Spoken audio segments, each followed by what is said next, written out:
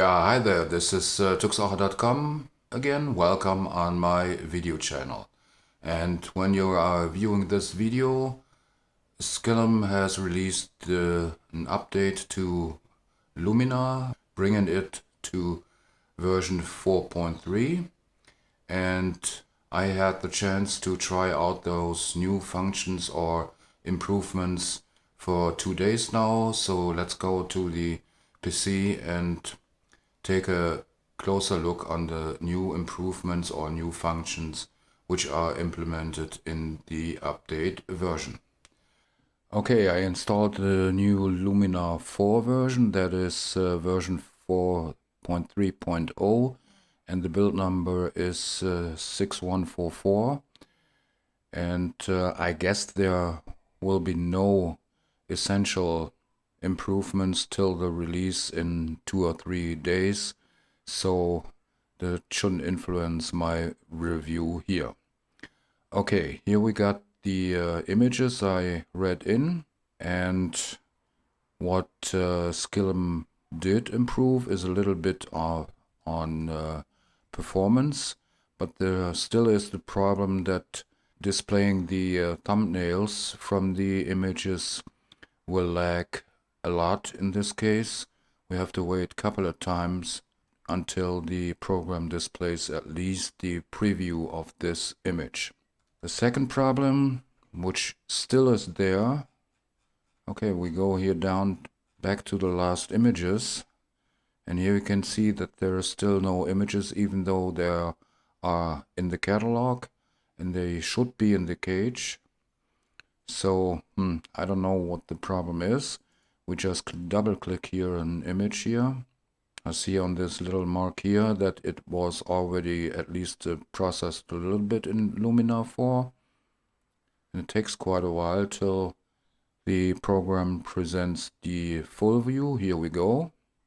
Okay, we have to wait. You see that there's a high impact on the CPU, and there is a great difference between the colors displayed on the first view and now that the program has loaded the RAW file. What Skylum really improved is that neither on my Lumix RAW files or on my Canon RAW files, you remember in the last version 4.2 they were displayed sort of unsharp. I guess that they solved this problem. If we go up here where the really sharp part should be, it takes quite a while to calculate the new part of the image, but that is done okay so far. But now we go back to the grid view or library view, or how we should call it. There is a new function implemented here. You can see that here that is a search button. But as you can see here, I hope it's visible for you because of the darker gray, that you can search for an image or folder by name, date, or extension. The extension of a RAW file doesn't really make that much sense because, at least to me, it's not of any interest if the RAW image is a Lumix file with the extension RW2 or a Canon file with the extension CR2 or CR3, depending on the cameras. And the date is probably only useful if you know the exact date the captures were taken. The only thing I can search for here is like names of an image, but at least my images, I don't rename them. So probably all my images shot with a Canon start with the IMG for image, and those shot with the Lumix camera start all with the P at the beginning. So I don't think it makes that much sense to search for the name of an image. The only thing I can present here to you is to search for a folder, like here, the German name for Crete, where I took my last vacation last year.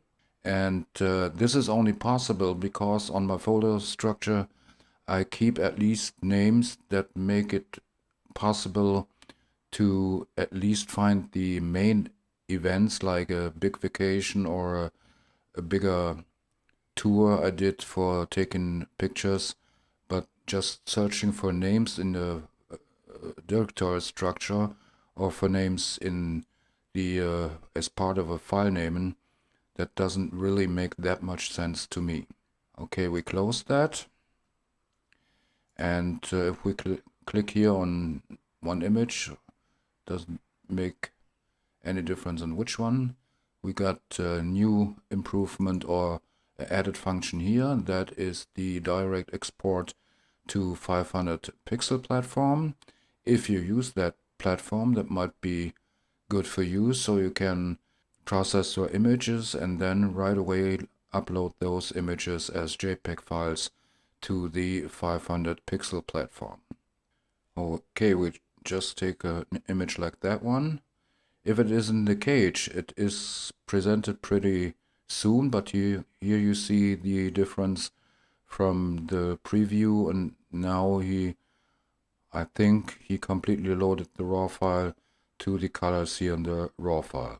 What Skylum did is here with the looks, with the different looks, here you still got the thumbnail view of the different looks, how they would impact on the image, but if you hold a little while over the look, here you see that you will get the bigger preview with the look applied to the image. That's virtually applied. Of course, that's not final applied to the raw file.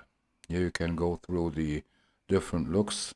That might be sort of useful for you if you're not sure which look to use. Another thing Skylum improved is the crop tool. You still reach the crop tool here, but now they also got the crop tool here in the menu canvas. Here you got the erase or clone and stamp tool for dust you have on the sensor. Here you have lens and geometry, avoiding or correcting, like for example, chromatic aberration. And here at last you got the crop tool, where you can now define your own aspect ratio. You had to have a couple of aspect ratios predefined, but you also can enter a custom aspect ratio, like let's say 45 to 95. That's pretty extreme, but you can control it more accurate.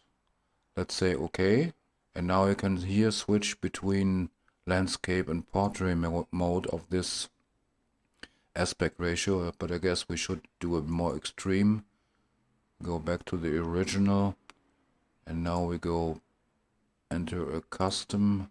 Let's say we do here the let's say 35, like this, and now you can here switch between landscape and portrait mode from the crop taken. But you already could see here that he switched the part of the image which would be affected by the crop, but you all of course can move the image to make the crop fitting.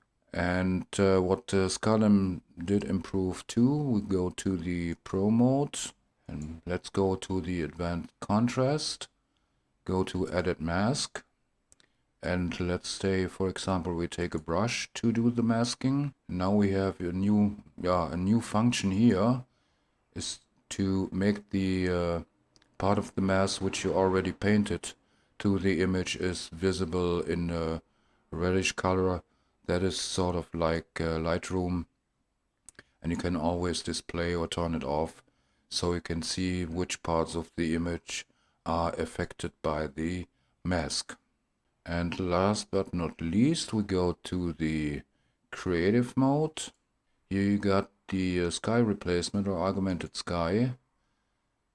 Here you have a list of sort of built-in sky replacements, but here you can either download new sky replacement objects from Skylum, or here you have the folder where the custom sky replacement objects are stored in for the Luminar 4 installation. Okay, as you could see, the new functions are very marginal. The only thing you have is the new search button on top, which can search for names from folders and or images, searching for a date or for the extension of the file. Searching for the extension for the file doesn't make that much sense to me, because usually I search for an image with a certain content, and if at last this image is ending with a CR2 or RW2 from a Lumix camera, that doesn't matter at all, at least to me. I don't know how you feel about this new function. What's really interesting and pretty useful is the new function with the coloring the masking in red colors, like you're used to probably from Lightroom. That's a pretty useful function or a new implementation, that you see which areas of the image are already in the mask. The other improvements, like the cup tool or the improvement of the AI augmented sky, I saw in some images that the masking of the sky was improved a little bit. At least it seemed like that, but on the other hand, I can't really state a real improvement on these functions.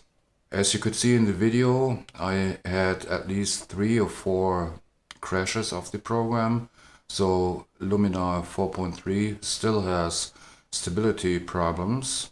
So Skylum has to work on that issue. And the other thing is that the images displayed in the, I call it grid view, are still displayed oversaturated, and you could see that when I switched from the overview to a single image until the image, or the raw file better, is loaded into the computer. There was a significant change in colors from the preview to the final raw in the display. On the other hand, there is an improvement. Like in the last version, I mentioned that Luminar 4.2 has problems with raw files to display them as sharp as they are, at least displaying them. So you probably would judge them false concerning the sharpness of the images. But that is repaired now in the new version with the new update. So that might be useful for your workflow. And I do appreciate this more than the other new functions. Okay, with the exception of the new mask function. Okay, like all other programs on the market, just like Lightroom, the improvements or new features are very marginal. It's only tiny little improvements here in the new version, but you might as well download a trial version with the link below in the video description and try out the program yourself and judge yourself if this program will fit your needs. And with the same link, if you want to, you can buy the Luminar 4 version in the latest version and get 10 euros off. Okay, if you have any questions, you might as well place them in the comments, or better, in the comments of the corresponding blog post. And if this video was a little bit helpful for you, you might as well think about giving it a like. And I surely would appreciate it if you subscribe my channel, but then don't forget to hit the bell so you get a notification every time I upload a new video. Okay, that was my little video about the update version of Luminar 4, and all I have to say, till the next time, ciao, Tux Oche.